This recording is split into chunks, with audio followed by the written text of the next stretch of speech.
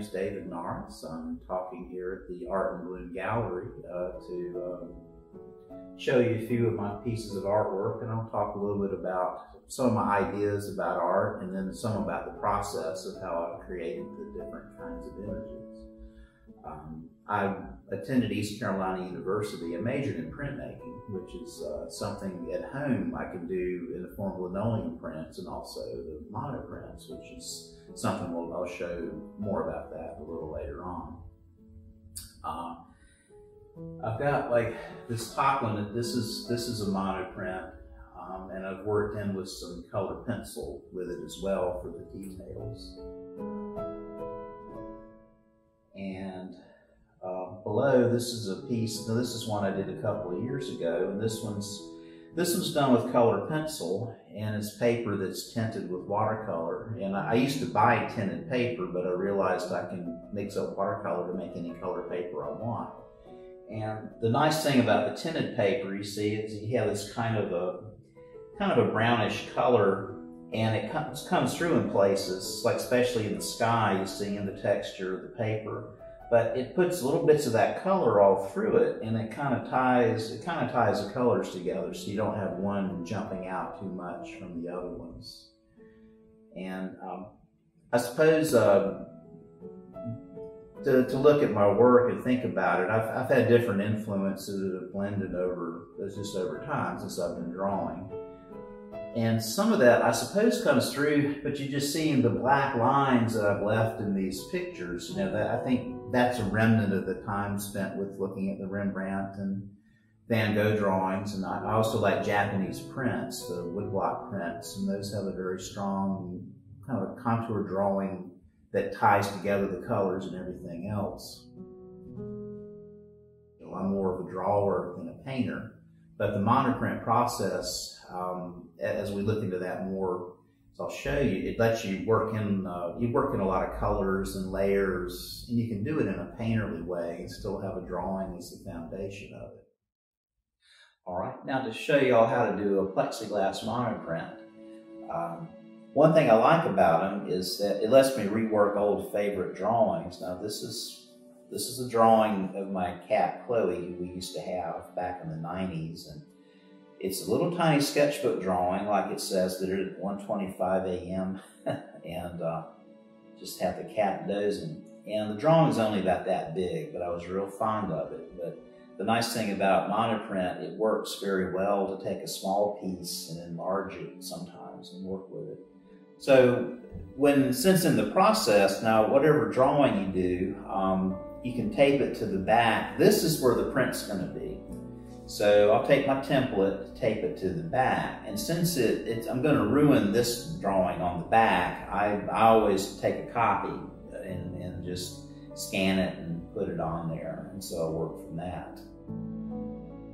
Okay, now with the plexiglass monoprint, you can have a piece of plexiglass or some kind of thick glass or even a sheet of metal, something like that.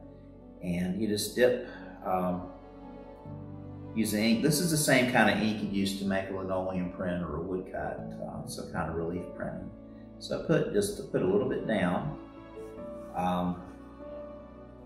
Then take your brayer, and I'm just gonna kind of roll this ink out.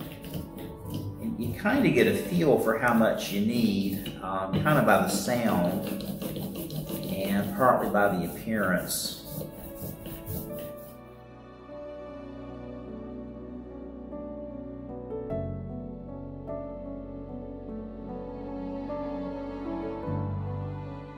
So you roll it out fairly thin, and you can control a certain amount of how your monoprint is going to look. If you want a heavy, bold application of color, you can have more ink. And if you want very fine detail, you put a very thin coat of ink out.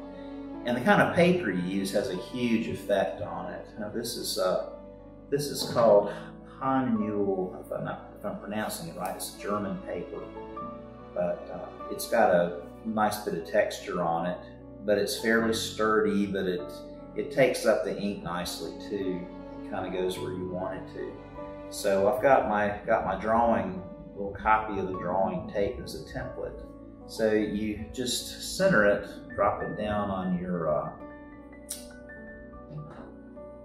on the ink, and when I'm doing a black and white one, I use a red pen to do my lines. That way I know which lines I've done, which ones I haven't.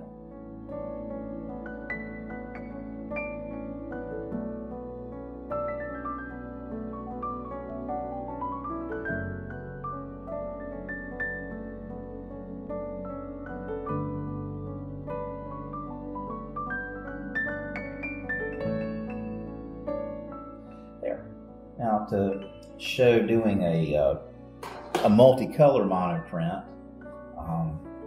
I've already did a color, kind of a layer of brown for this rabbit that is one of the rabbits who lives in our yard. This is a template, and you see when I do these, I use a brown color pencil as my drawing tool. That way I know what I've already done. Especially it helps if you're doing several colors, you have to keep track. So what I will do now, I'm going to put this side face down on the ink, and I'm going to just draw over what would be the black line, and that will tie together the design. Here we go.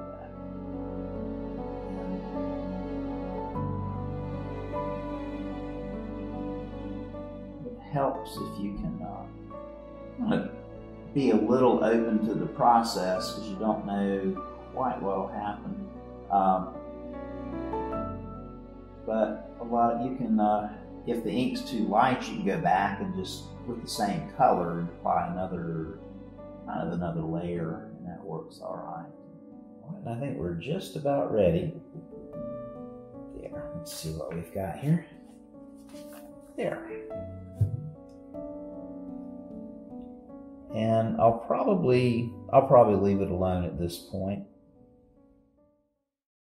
I've been living in Wilmington about 20 years, and in a way I still feel like I was on vacation. I always enjoyed it, to find new things to draw. So they had a lot of Wilmington pictures. Of course now, what with the COVID and being kind of in semi-isolation, most of my world is my neighborhood. And I never paid that much attention to it before. I mean, I'm older than most of the houses in my neighborhood, so they don't have any particular antiquity or historical interest exactly, but I just noticed how beautiful, how many beautiful sights you see just walking just right around the block or just close by. This is a trio of big pine trees just around the corner from where I live, and I've noticed them as long as I've been there. And this was kind of based on an early morning picture I took, but it just hit me one day it might work as a monoprint, and so I tried that. And it's mainly they have the blue, got two shades of green and the black, and that tied it all together. And that one, the texture of the paper helped bring out some interest and sort of helped simulate the feeling of foliage and some of the brush in there. And a really nice thing about our neighborhood is we have lots of bluebirds, and I've noticed them before, but just particularly now, I guess I pay more attention to that thing. And this lower one, now this is an example of using my sketchbook. I did this drawing probably 30 some years ago.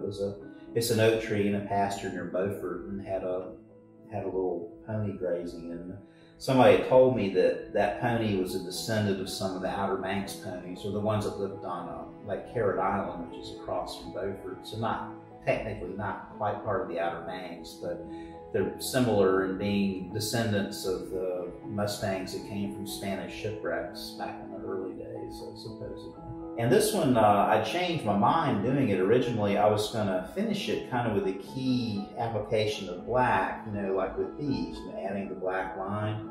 But I kind of liked the painterly effect, and I just stopped. I just left it having the blues and greens, and the only black I added was for the pony, and then of course having some yellow, had that for the wildflowers in the meadow. And I was pretty happy with that, so I just stopped. Now this one, this was a ship I took pictures of years ago. It was going under the bridge, and I just thought it was an interesting composition. And this is an interesting one to me. really with any monoprint, you have a certain amount of surprises will come in. It's not something you can control as well as you would a pen and ink drawing, say. And I've compared it to getting on a runaway horse and seeing where it'll take you.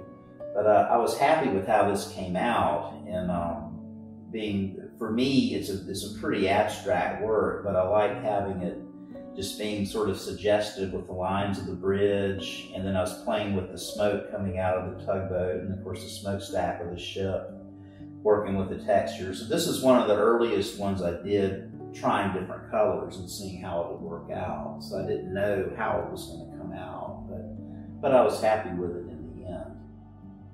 This monoprint came from a sketch I did in Quebec, and it's of a sidewalk cafe, and I think I was sitting at another cafe probably across the street from it. Took a sketchbook out, and I really liked the drawing, but it was a tiny little thing. It's only about that big, and it was kind of quick, and not really something that you could not really put in a frame maybe. But it worked nicely for the monoprint. I was able to take that and just make a larger version of the picture. This one, it hit me. One thing I liked about the building was the stucco, just on the outside, and of course the shuttered windows, and that gave it an exotic, it's an almost Mediterranean look. So I started thinking of the color scheme, maybe keeping it with that kind of yellow ochre, and some brown, keeping a limited color scheme, and then working with that. And so this is that's one of the last pictures I finished before the lockdown started, but I like that, and like the other ones, a lot of other ones, I did not know what it was going to look like till it was finished, but I was reasonably happy with it once it was done.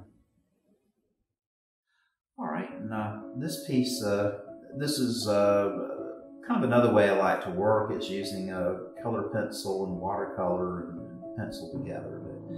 I did a little series of some of the sand fences at Wrightsville Beach, and one interesting thing I'd never thought about till I was pulling out pictures, and I had them from different years, and they change. I suppose they get battered down in storms, and then they put new ones up. And so one from 2008 was different than one in 2015, and so on like that. I never thought about it till I went and looked at them. But in a way, they're just as ephemeral as the sand dunes and everything else. They change. But I thought a lot of them made interesting compositions, so this is one that I did and enjoyed while I was working on that. And I have others in my sketchbook that may turn into larger pictures later on.